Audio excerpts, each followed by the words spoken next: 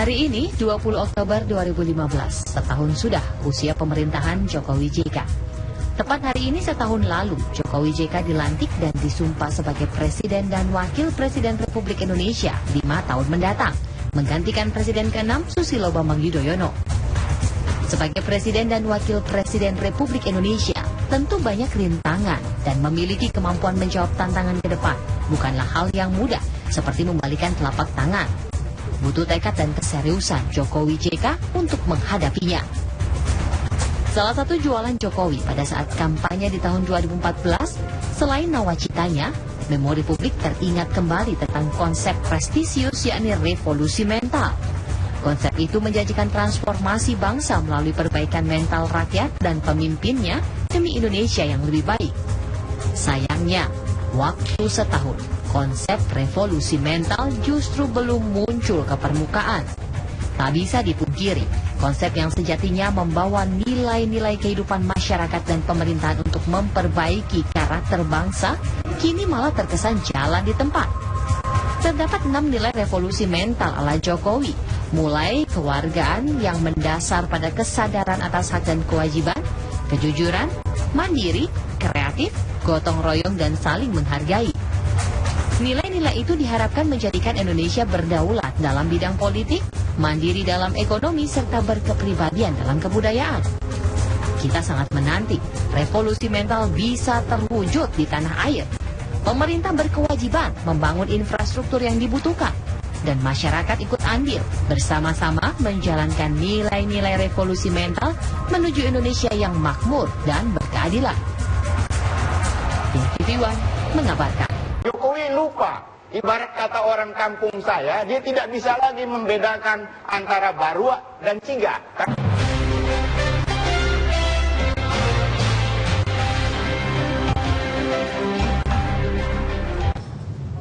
Bidang penegakan hukum menjadi hal yang paling disorot oleh publik dalam kinerja 1 tahun masa pemerintahan Jokowi dan JK. Janji Presiden Joko Widodo dalam penegakan hukum dan pemberantasan korupsi saat kampanye Pilpres lalu masih melekat. Kini, publik pun menagih janji tersebut.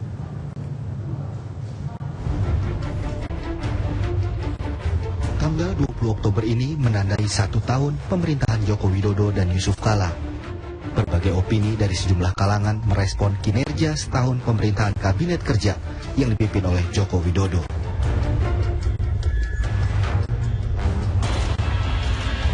Melihat dari program Nawacita yang ditawarkan Jokowi, salah satu yang disoroti oleh publik adalah persoalan hukum dan pemberantasan korupsi. Poin keempat dalam Nawacita tertulis adalah menolak negara lemah dengan melakukan reformasi sistem dan penegakan hukum yang bebas korupsi, bermartabat, dan terpercaya. Namun, sejumlah kalangan menilai apa yang telah dilakukan Jokowi JK dalam penegakan hukum setahun ini masih dinilai lemah. Banyak permasalahan hukum yang masih terbengkalai dan hanya sibuk memadamkan kegaduhan yang sebenarnya berasal dari internal di bawah koordinasi pemerintahan. Hal ini bisa terlihat oleh publik saat bagaimana kasus kriminalisasi pimpinan KPK beberapa waktu lalu. Kemudian, publik juga melihat secara gamblang bagaimana polemik penunjukan Komjen Budi Gunawan yang saat itu menjadi calon Kapolri. Dan yang mencuri perhatian publik terakhir adalah adanya usulan merevisi Undang-Undang KPK. Sementara pengamat LIPI Siti Juhro mengatakan penegakan hukum dan pemberantasan korupsi dalam setahun masa pemerintahan Jokowi dinilai masih kurang. Jokowi juga dinilai gagal meletakkan landasan hukum dalam 100 hari pertama pemerintahannya. Imbas dari hal tersebut, hingga saat ini rakyat tidak puas atas kinerja bidang hukum. Iya, 1 tahun ya, menjelang 1 tahun pemerintahan Pak Jokowi, yang memang terasakan adalah penegakan hukum kita. Penegakan hukum kita yang sangat kurang, dan pemberantasan korupsi ya juga masih kurang. Karena asumsinya bahwa sebetulnya dalam 100 hari itu sudah ada semacam katakan peletakan batu pertama untuk menegakkan ya, atau menegaskan pentingnya penegakan hukum dan pemberantasan korupsi. Tapi ternyata tidak terjadi ya. Kita sama-sama tahu bahwa dalam 2 hal itu kurang. Kini rakyat hanya bisa menunggu langkah apa yang akan dilakukan Joko Widodo dan Yusuf Kala agar rakyat kembali percaya bila penegakan hukum menjadi panglima tertinggi sebagai landasan menjalankan seni kehidupan berbangsa.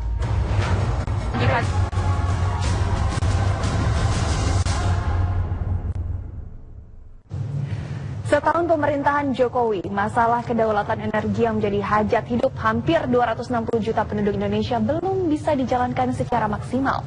Ya, ketergantungan Indonesia pada impor minyak dan belum memaksimalkan sumber energi alternatif yang begitu berlimpah di Indonesia menjadi salah satu topik perdebatan hangat dalam program debat. Berikut cuplikannya. Dalam mengevaluasi 1 tahun kerja Jokowi JK, Bung Iwan, tadi dikatakan teman-teman mahasiswa ini pemerintahan yang sekarang terlalu banyak dipengaruhi oleh partai-partai pendukungnya. Silakan. Anda sebagai mantan pendukung Jokowi, kita juga pengen tahu apa yang membuat Anda berbalik badan sekarang. Sorry, bukan mantan. Tetap mendukung. Tetap mendukung. Tetap mendukung, tapi kejokowian yang kita terjemahkan sebagai memuliakan keinsanan, menempatkan intangible asset di atas kebendaan. Itu kejokowian. Kenapa Pertanyaan, kalau saya mengkritisi, kalau di media sosial pasti bully, gara-gara nggak dapat jabatan. Bukan, studi saya di komunikasi massa, ruhnya itu hati nurani. Saya bertanggung jawab pada itu. Karena kawan kita ini sudah pergi ke Jokowian itu, saya ingin mengatakan soal kedaulatan energi misalnya. Iya kan? Waktu itu orang yang paling keras bicara petrol di televisi salah satu saya, Bu Anggi mungkin masih ingat. Ya, yang kita gagas adalah open bid G2G karena kita punya pasar. Setelah beliau menjadi presiden, apa yang terjadi? Sepekan kemudian yang datang ke istana adalah sampah.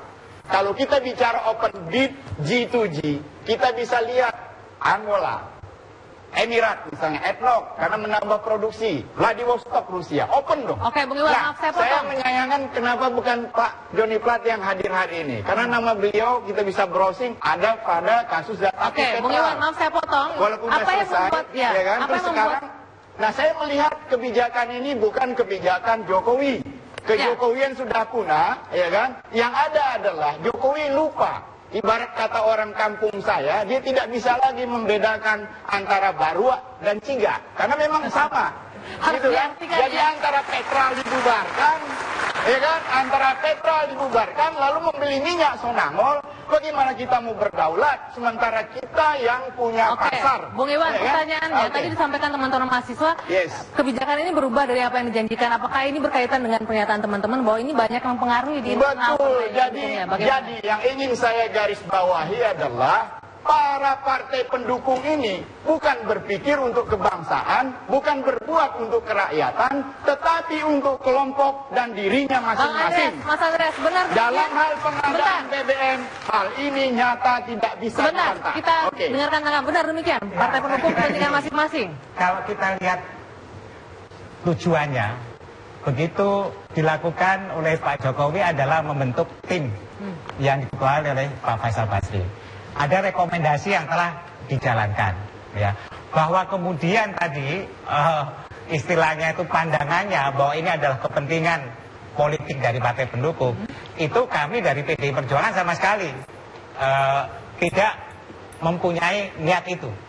Jadi itu perlu kami garis bawahi. Bahwa kemudian tadi yang disampaikan itu menyebut nama, saya nggak mau menyebut nama orang yang dikatakan tadi, itu tentu dalam kaitan sebetulnya mungkin mereka melakukan pendekatan secara pribadi atau secara kelompok. Tetapi poinnya adalah gini, kita mesti melihat arah kedepannya itu bagaimana. Kebijakan energi ini yang paling penting sebetulnya. Kebijakan energi yang sebetulnya bagaimana memandirikan bangsa kita ini dari ketergantungan kepada pihak luar. Nah, ini nanti kita akan diuji. Mau memandirikan setannya sekarang. Kalau partai-partai pendukung itu prakteknya dalam 1 tahun ini seperti yang saya paparkan tadi. Coba teman-teman mahasiswa bisa jawab. Ya, kan? Kita bisa lihat. Yang jelas dalam pengadaan BBM harus open bid G2G. Karena kita yang punya power, kita punya pasar. Ya kan? Energi alternatif sama sekali tidak ada nggak dalam program? Ada ada energi alternatif, bagaimana angin, bagaimana energi surya. Dalam 1 tahun tidak satu pun disentuh. Apakah Jokowi tidak tahu? Sebagai Jokowi sahabat kami, dia tahu.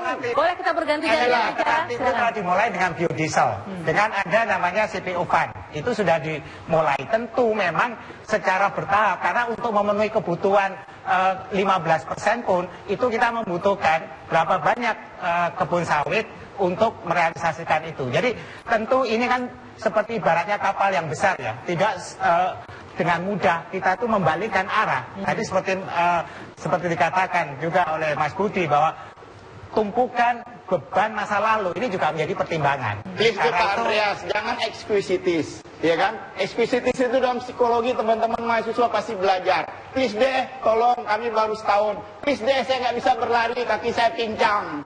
Ini saya rasa sebuah penyakit yang oleh pejabat publik yang harus kita hindari, Pak. Jadi menurut Pak Iya. ke Jokowi udah hilang. Tapi Ke Jokowi saya udah lama bilang punah. Oleh karenanya saya mau tampil malam ini bertanggung jawab pada hati nurani saya. Pak Jokowi, teman kami, kembalilah kepada kejokowian. Kalau Anda masih seperti hari ini, saya orang pertama yang mengatakan beliau itu presiden yang direstui alam. Dan jangan main-main dengan alam. Alam juga yang akan menurunkan. Sebentar.